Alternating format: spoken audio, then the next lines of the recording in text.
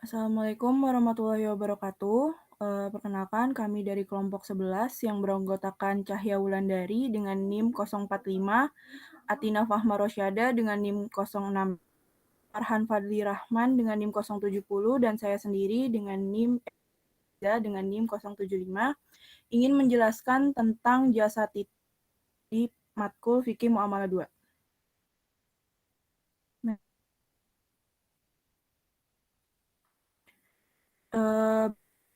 kelompok kami itu ada 6, yaitu pengertian jasa titip, jasa titip, jenis-jenis jasa titip, pihak yang terlibat dalam jasa, mekanisme jasa titip, dan manfaat, kelebihan, serta kekurangan. Next. Yang pertama ada pengertian jasa titip.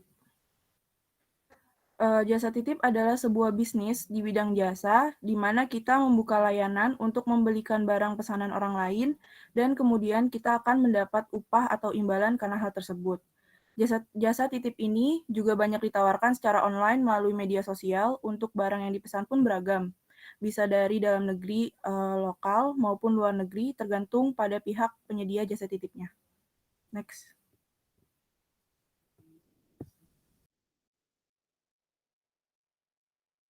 Selanjutnya adalah regulasi jasa titip.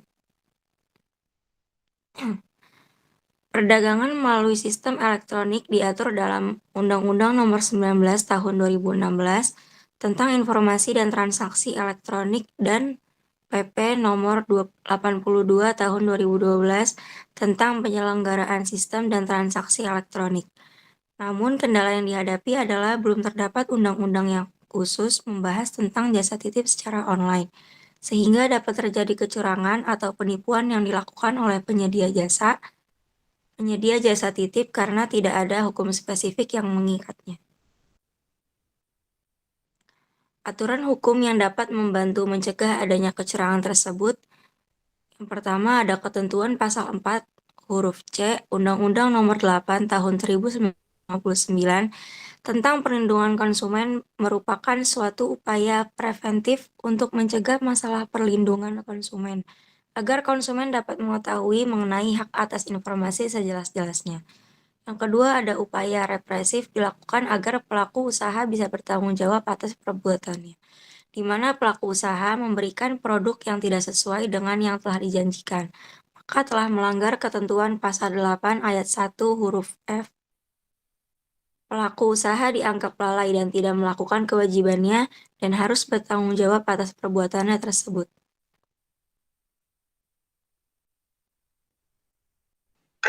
Selanjutnya yaitu jenis-jenis jasa titip. Jenis-jenis jasa titip terbagi menjadi dua, yaitu jasa titip tradisional dan jasa titip kontemporer. Jasa titip tradisional dilakukan dengan cara menitipkan barang kepada keluarga atau teman dekat untuk membelikan barang yang diinginkan, karena tidak bisa membeli barang itu sendiri.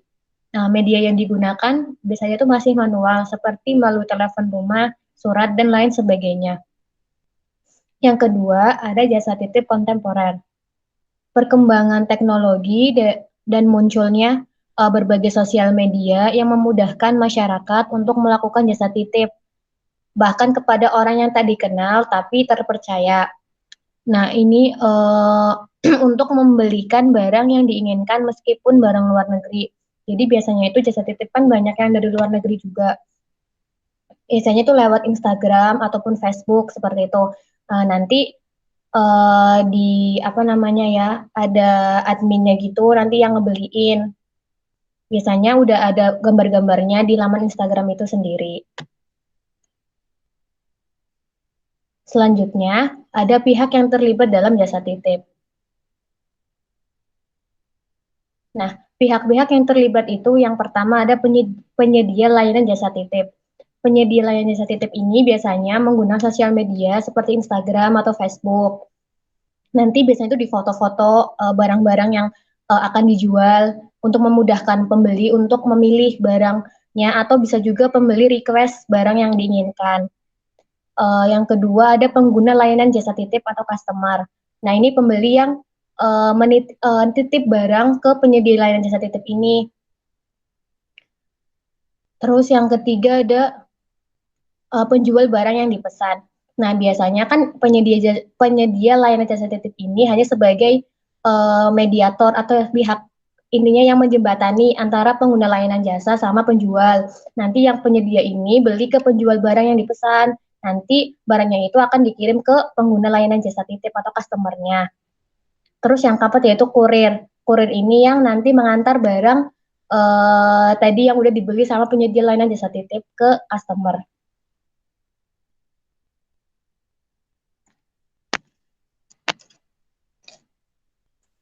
Ya, ini selanjutnya kita akan membahas tentang mekanisme jasa titipnya. Boleh di next?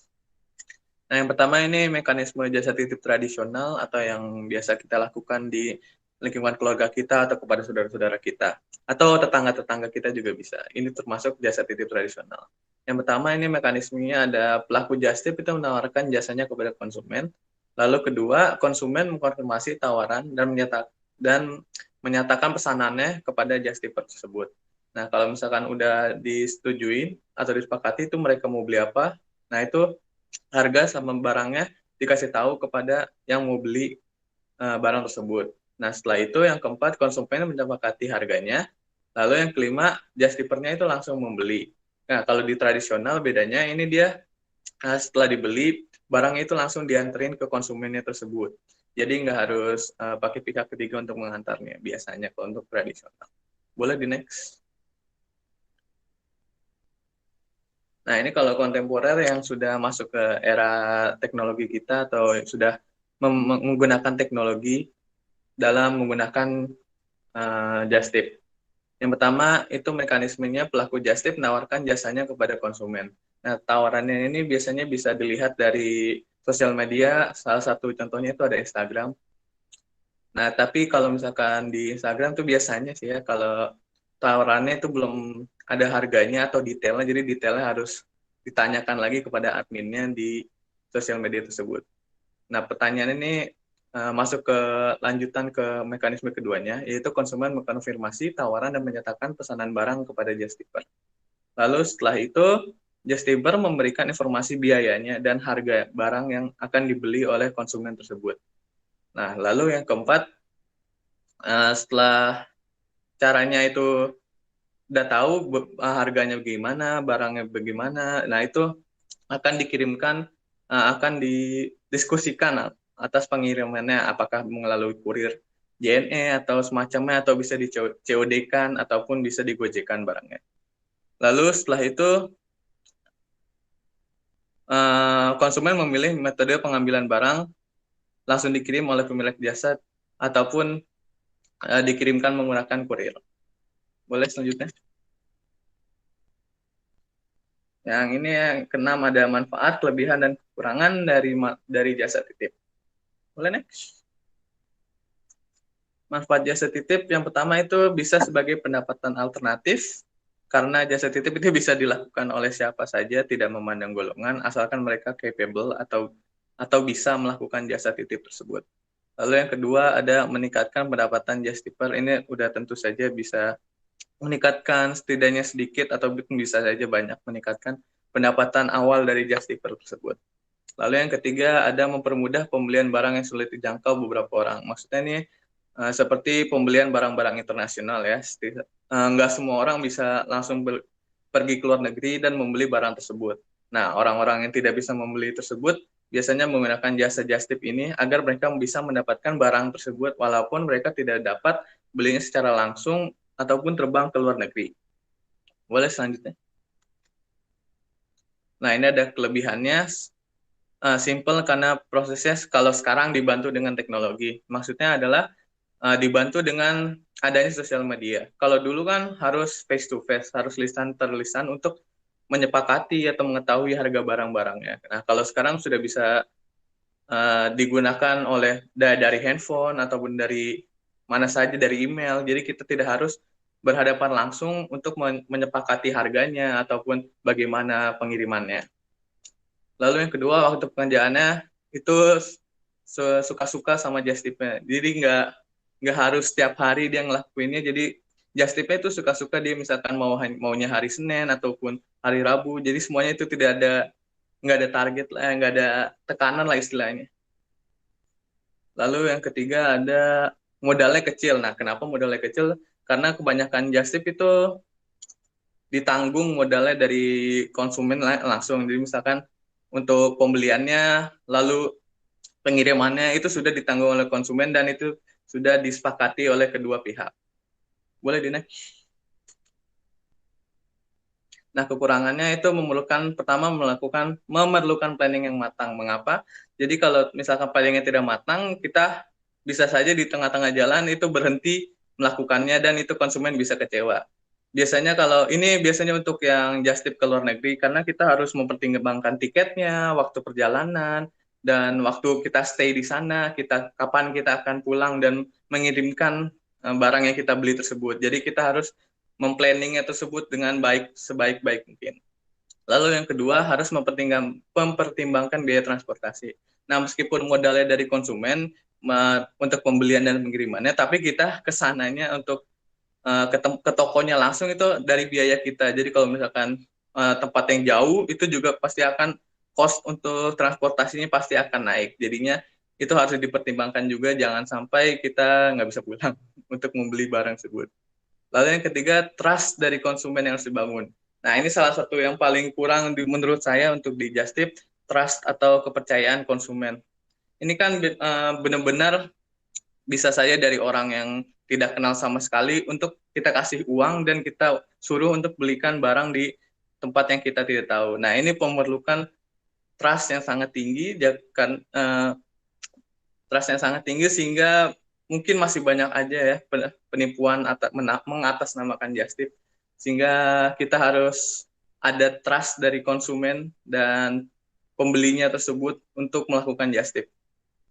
Lalu keempat, harga yang tidak konsisten, maksudnya ini jadi harga maupun barang yang ingin dilakukan oleh just tipper itu nggak konsisten dan suka-suka just tipnya. Misalkan just tipnya maunya dia ingin menjustipkan sepatu ataupun menjustipkan laptop. Nah, sedangkan misalkan konsumen sedang mencari tas ataupun jam tangan, jadi kan itu tidak ada di list just tip tersebut. Jadi ini salah satu kekurangannya. Boleh next.